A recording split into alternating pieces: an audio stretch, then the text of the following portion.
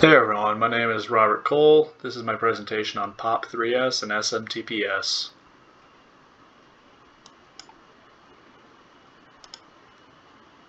So what is POP3S?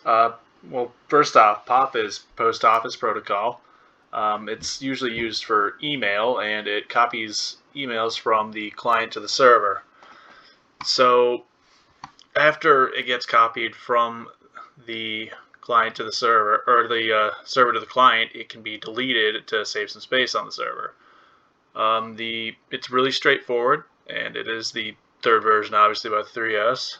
It does have the disadvantage where the POP protocol cannot actually be accessed from multiple devices, so you can't access your email account from, say, your phone at the same time as your computer. You'd have to do one at a time due to dependencies.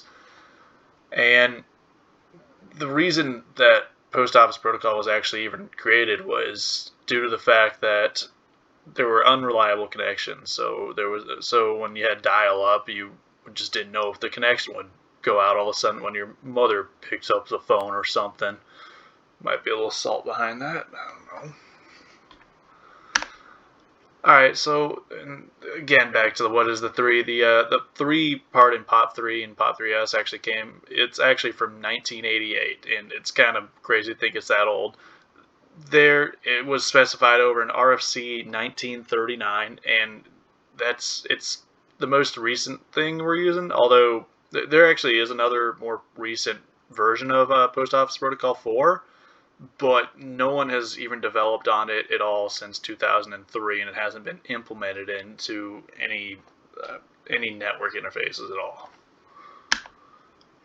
So what's the S? The S stands for secure, of course. It operates over the secure socket layer or transport layer security, as most things with an S. And it's got authentication methods. So two of the more notable ones are the MD5 hash function and the challenge responses it provides. POP3 will work over port 110. POP3S uses SSL and TLS, and actually goes over port 995. So we're going to talk about POP3S on Dovecut on Linux. And what Dovecut is, it's a mail delivery agent server, and it works with both IMAP or POP3, and you can actually install it by using the either sudo apt install Dovecut IMAPD or Dovecut POP3D, and then you can configure it in the said file down here where it's the /dovecat/config file, and change various settings through there. Some quick hardening recommendations that I'd have for it is, number one, you should set up the secure socket layer certificate as you do with, say, like an HTTPS server. It just ensures that you have end-to-end encryption. You should only operate through SSL once you do this. So that means you should also disable port 110, because you're not going to be needing to do any clear text transmission of anything that's provided on the server. You should also integrate a profile for AppArmor, so you should just start it up, and AppArmor will run in the background, maybe let's say for probably a day, and then at the end of the day you stop it and then you answer all the prompts that come up. And real quick, back to the secure socket layer, you should, if you're gonna make a certificate for it, I'd strongly recommend you just use the 4096 keys at this point.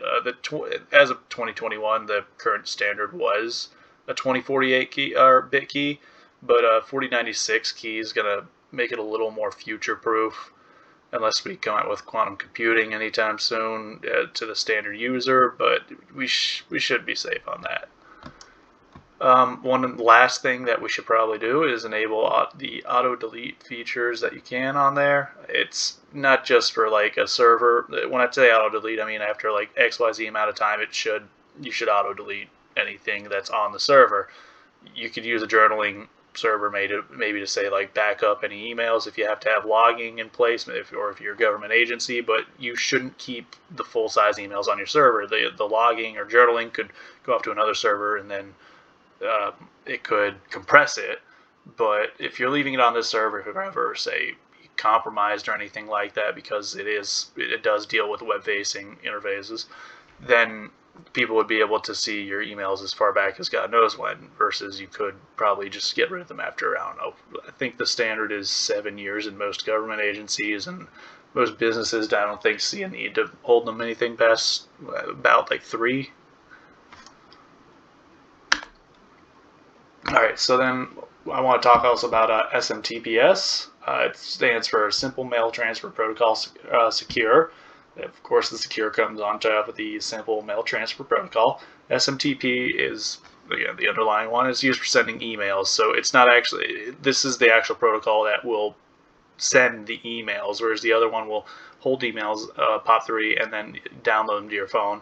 This one will send them across the interweb. It's just a short general look at it. You got the sender's user terminal, the user agent, which would be, I don't know, say like Gmail or something like that. It's sent to a mail queue, and then it's sent to, say, from your Gmail or whatever, let's say your Outlook over here, to the Microsoft Exchange server here, and then it uses TCP connection to send it to another Exchange server. You got the user mailbox here that downloads it to the user agent on POP3, let's say, and then it gets to the other person. There are higher level views of it, but it would just get a little more confusing at this point when you only have 10 minutes to talk about this. So the SMTP envelope, this is just a really general look at it. You got the hello, which tells you where it's from, and then the mail from that tells you the person. So the hello tells you the mta.example.com. It's being sent over that domain. It's being sent from this address, and it's being received to. I can actually get, yeah, there we go. I actually got a, we can look at MX Toolbox real quick.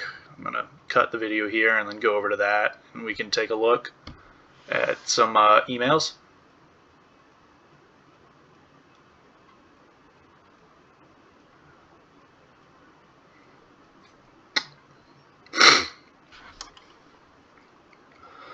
Alright guys, now that we're back, let's take a look over at what makes the S in the SMTPS.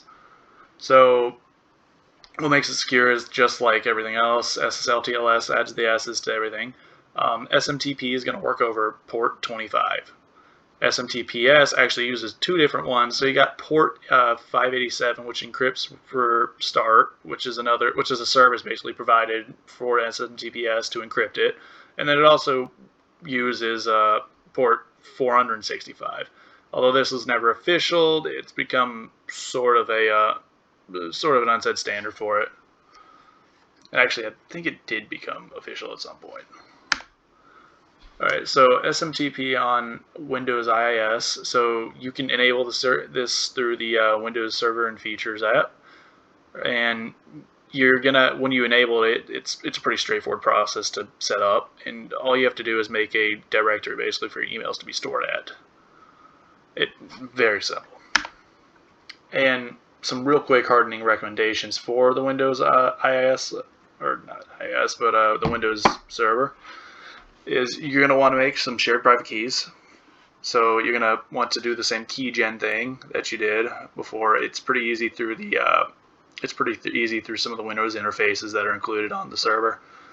There's you're also going to want to make an email firewall or a filter with a policy route. So in my experience, I've used Proofpoint in the past for doing this. In fact, I think even if you look at your Outlook for the school, it should have a little fish alarm thing up in the top right, and I remember that from Proofpoint's the thing you turn on where it reports it to administrators and then can actually block and learn using AI from those.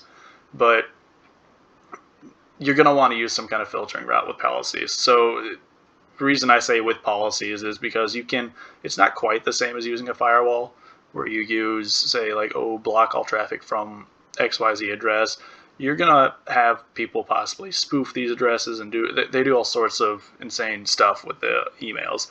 So you're gonna want to have policy routes, say, for there's gonna be certain people that need to get emails regardless. So for instance, I remember I was working with the police officer, and like we had our email filter to not let explicit stuff, but then when he was working on, say, a sexual abuse case, of course there's going to be explicit content, so you have to make a specific policy just for this one person so everything can go through to them regardless of how explicit or whatever spam it may look like.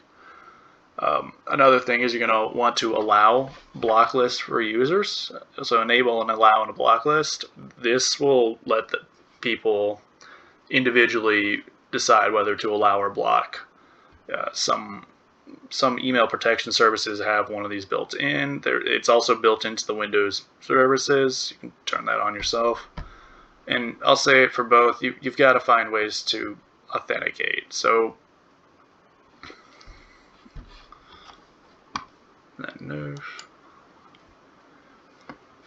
SMTP on post or on Linux postfix, you're going to want to use the sudo apt install postfix. Then you're going to want to use the dpkg reconfigure postfix, and then it'll run you through all these a bunch of various prompts to set up the postfix. Once you do that, you're going to want to add SMTP for authentication. If you want to pause the slide here, this is most of what you're going to have to run through here. Alright, and then some real quick hardening recommendations for postfix. One is you're going to want to back up and update all configurations. So much like you do with IP tables, you already back up the configurations. You're going to want to disable verify, which lets you people see if there's a valid address on server. A lot of people can just build or they're already out there, where they build a web crawler and it just goes across the internet looking at each domain and then pulling these addresses and adding them to email spam list. It's really annoying. And by disabling the verify, they can't just go across your domain and say, hey, is this, hey, is this, hey, is this, and spam it with that, and it won't reply yes to any of the emails and let it build said or list. You're going to want to enable hello. It lets you see where emails are coming from, and most spammers or mail bombers or any of that won't even bother with a hello domain. And you're also going to want to use the app armor to build a profile for postfix. Again, you just, like most apps, you enable it, you let it run in the background, and then you answer all the prompts that it sees that it's interacting with and tell it yes, no, and you can configure that later on from the config files for the postfix profile. And then there's some sources here. I got a lot of images from from Armin Sharda, and I appreciate it for watching.